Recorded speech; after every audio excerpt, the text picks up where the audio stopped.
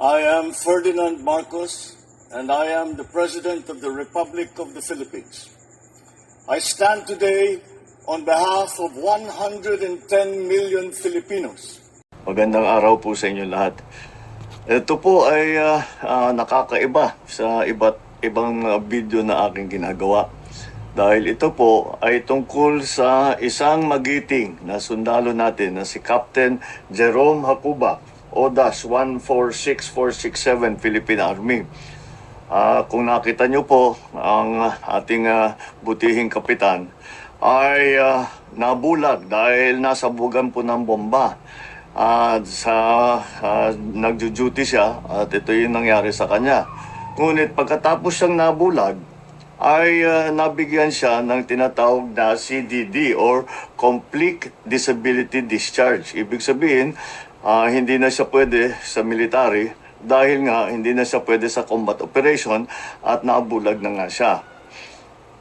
Nung nakita ko yung video niya at pinag-isipan ko yung mga nangyari sa kanya ay parang hindi tama.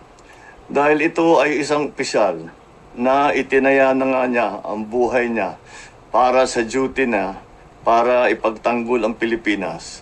At dahil sa ganyan ay basta't bibitawan na lang natin ay hindi naman yata makatarungan yan. Kaya binigyan ko ng instruction ang ating Chief of Staff na isuspindi na yung CDD ni Captain Hacuba. Bukod pa doon ay dapat ibigyan siya ng promotion dahil sa katapangan niya at gawin na siyang major. Wow. At maghanap po tayo ng mga iba't ibang posisyon na pwede pa naman siya yung ating mga tinatawag na the major adaptive duties. Kasi kahit kahit nabulag na po, marami pa ring duty na pwedeng gawin ng isang sundalo, lalong-lalo na sa isang sundalo na may 15 years na experience. Maraming maidadagdag at maitutulong sa atin yan. In-instruction ko rin ang ating Secretary of National Defense na pag-aralan ulit itong polisiya natin para hindi naman mangyari ulit ito na ang isang sundalo natin na nasaktan dahil sa sakripisyo niya, dahil ginagawa niya ang duty niya para ipagtanggol ang Pilipinas, ay basta't pagka nasaktan ay basta't bibitawan na lang natin. Hindi naman tama yon. Kaya't gagawa po tayo ng bagong polisiya sa CDD sa lalong madaling panahon. Ito ay para sa lahat ng ating mga sundalo na dahil sa ka-duty nila sila ay nasaktan, sila ay nagka-injury, ay dapat naman patuloy din ang ating pagkilala sa kanilang katapangan at sa kanilang sakripisyo. Kaya ito po ang pagbabago na gagawin natin. Mabuhay ka, Captain Hacuba. Hindi, mabuhay ka, Major Hacuba. Wow. At mabuhay ang sandatahang Pilipinas. Ayun, mga kababayan, ano pang masasabi nyo dito sa Pangulo na ito? Na tears of joy tuloy ako, Mr. President. We love you talaga. O di ba, ang gandang balita 'yan para sa ating mga sandatahang lakas na kung saan sila pa ay nagkaroon ng kapansanan dahil sa kikipaglaban para ipagtanggol ang ating mamayang Pilipino, siyempre ang ating bansa. Deserve nila po 'yun eh. Kay dating Captain Hacuba, ngayon ay Major na, pinopromote na siya ng Pangulo. Major Hacuba na ang tawag na sa kanya, mga kababayan. Ang pinakamaganda sa lahat, sa nagustuhan ko sa Pangulo is, hindi po siya nakakalimot, may pusong mamon, malasakit at pagmamahal. O, di ba? Lalo't pa itong mga sundalo na ito ay very connected ang Pangulo sapagkat siya po ay Scout Ranger. Scout Ranger po si Major Hacuba, guys. Alam po natin yan, no? So, kung alam nyo naman po ang story ni Major Hacuba, panoorin nyo po yung video na ito. So, dahil dyan, ang pinaka-the best dito, mga kababayan, hindi lang sa promotion, sinuspende niya po yung CDD niya. Di ba? Tuloy, ibig sabihin, tuloy-tuloy pa ang kanyang pagtatrabaho hanggang siya po ay mag-retired according to his age. According din naman talaga sa batas. So, hindi lang po siya ang makikinabang, kundi lahat po ng CDD na mga kasunduluan na hindi na makapagtrabaho because of their disabilities, Then, lahat po sila magkakaroon ng masasakop sila doon dito sa sinasabi ng Pangulo na gagawa ng bagong polisiya para nang sa ganon itong mga wounded hindi ibig sabihin itong mga disabled na na may kapansanan ng mga sundalo ay mananatili sila sa kanilang trabaho hanggang sila po ay mag-retired according to their age and of course according to the law. 'Di ba mga beswa? Ay naku, super saya ko talaga. Talagang very very worth it ang aking pagsuporta bilang Marcos loyalist. O, 'di ba? At syempre, maraming salamat sa ating mahal na Pangulo. Ang video na ito mga kababayan, naway spread po natin para ma-inform yung sambayan ng Pilipino na ang Pangulo hindi lang niya mahal ang mamayang Pilipino, siyempre mahal niya po ang mga sundalo, lalo't pa kapwa niyang scout ranger talaga naman, 'di ba? At alam po natin si Major Jacoba mga kababayan, 3 anak niya puro babae, no? So tuloy-tuloy pa rin ang suporta. Siyempre, mga kababayan, God is good all the time. Yan ang may pusong mamun. May pusong pagmamahal, malasakit, maunawain bilang isang ama. Ayan, congratulations kay Major Jacoba at sa kanyang pamilya. Salamat sir sa serbisyo nyo po dahil itinaya nyo talaga ang buhay nyo bilang isang sundalo na tagapagtanggol ng bansang ito. At siyempre, higit sa lahat, ang sa ating mahal na Pangulong Marcos Jr. na masasabi po natin, kakaiba itong Pangulo na ito. Sa totoo lang mga kababayan, marami pong makikinabang ng mga disabilities ng mga sundalo dito sa bagong polisiya na gagawin ng Pangulo. Thank you Lord! Thank you! So, yun mga kababayan, para kompleto, detalyado, tuloy yung balahibo ko ha, mga besa ha. Para kompleto, detalyado guys, panoorin nyo po yung interview kay Mr. Panoorin nyo po yung interview ni Major Jacoba, mga kababayan. Eto na. So yung po baga ba, hindi pa ho nakaalam ng inyong storya. Sa mabilisan lang po, paano ho ba yung nangyari sa inyo, Captain? Saan ba kayo na-assign noon? Tapos ano ho bang particular na operasyon yung kumbaga ba nagdulot kung bakit po naging ganito yung ating sapit po ngayon, Captain?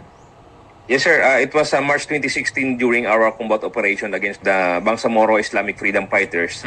At ano po yung division operation at isang buwan na po kami na kikipagbakbakan doon po sa against the kalaban kasi yung mission po namin doon is to reinforce doon sa dredging project ng ating pamahalaan na naggumagawa ng irrigation doon sa particularly sa Dato Salibo, Maguindanao, but unfortunately ay isinunog nung mga BIFF yung mga heavy equipment doon, yung loader at saka yung backhoe, yung sinunog nila doon. Kaya yun yung ni-reinforce namin doon, sir. Kaya yun po yung expected na talaga namin yung IEDs doon sa area. Kaya ang nung inassault or kiniller namin yung isang bahay na abandon, ay nire-confire muna namin ang indirect fires, direct fires, at doon na talabo kami dumaan sa irrigation para hindi na po namin maapakan ang mga IEDs na nakatanim doon sa paligid. But unfortunately, ako sa second platoon, tapos si then Lieutenant Ambunon ay nandun sa first platoon. Pag approach niya sa bahay ay sumabog na yung IEDs doon at kami naman dito sa second platoon nag-forward doon at aming dalawa naman ng aking platoon sergeant, yung platoon sergeant ko po yung nakaapak nung bomba nung trigger ng IED na nakabaon doon po sa ilalim ng graba. Kaya pagsabog po 1 meter lang po ang IED, ang bomba. Kaya talagang pinanghilamos ko talaga sir yung mga shrapnels at saka yung kasama ko na nakaapak ng bomba ay putol po yung kanyang kanang paa. Kaya yun po yung naging resulta ng aking total blindness. Yung itong kanan ko po ay artificial na lang ito kasi natamaan, basag po talaga yung eyeball ko po dito sa kanan at yung sa kaliwa naman po ay retinal detachment, kaya totally blind po talaga ako ngayon sir. Kawawa So yung naman. CDD po ninyo, Captain, naging epektibo, tama po ba, November 30? Ibig sabihin nun, supposedly, kayo po ay retired na sa serbisyo at doon po sa video ninyo, mukhang kayo po ay nagpapaalam na doon sa inyong mga kasamahan.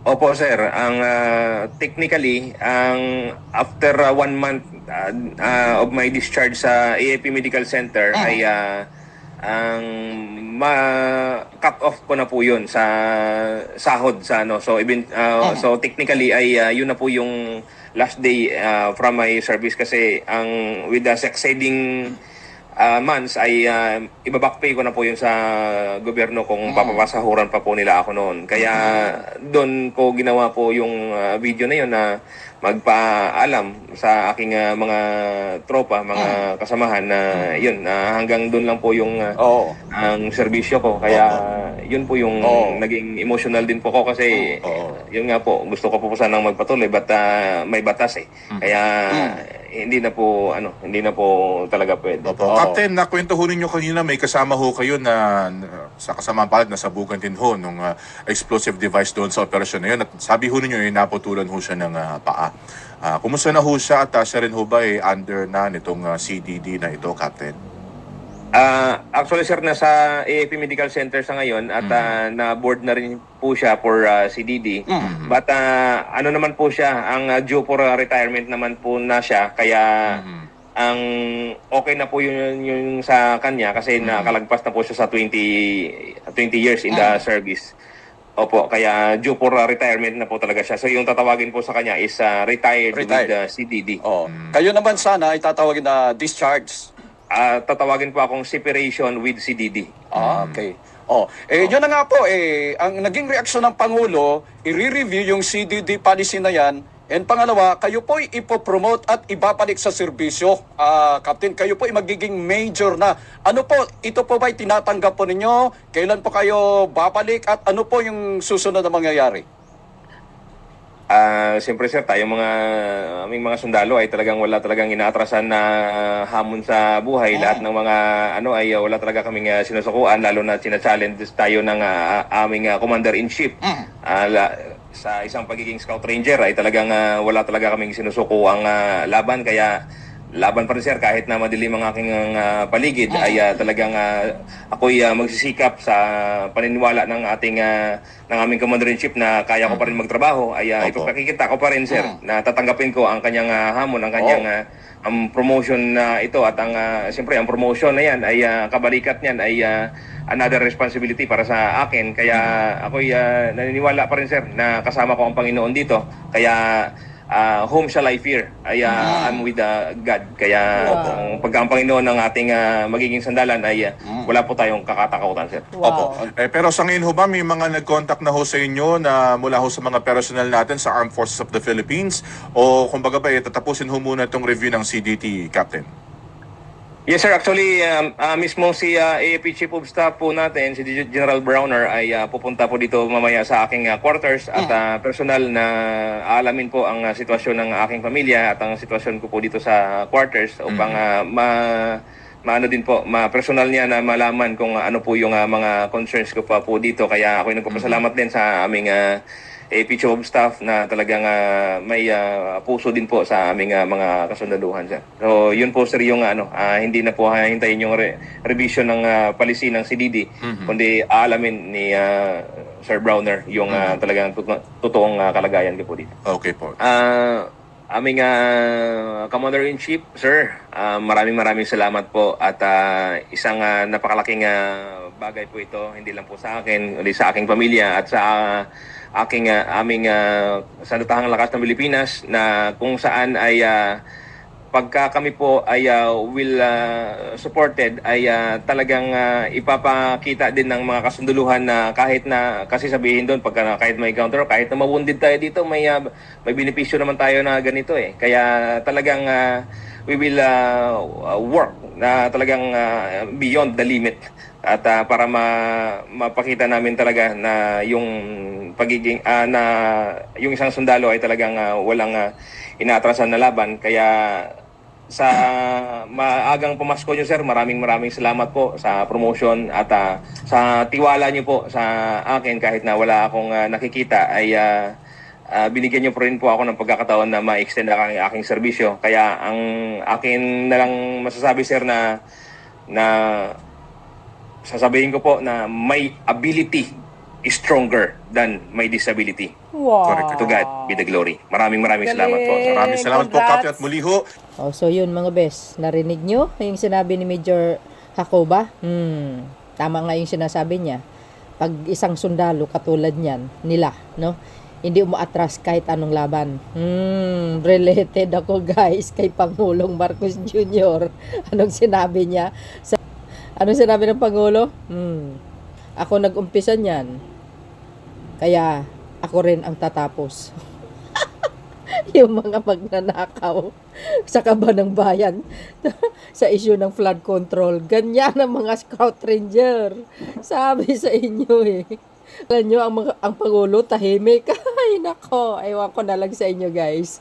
O, di ba? Yan, pag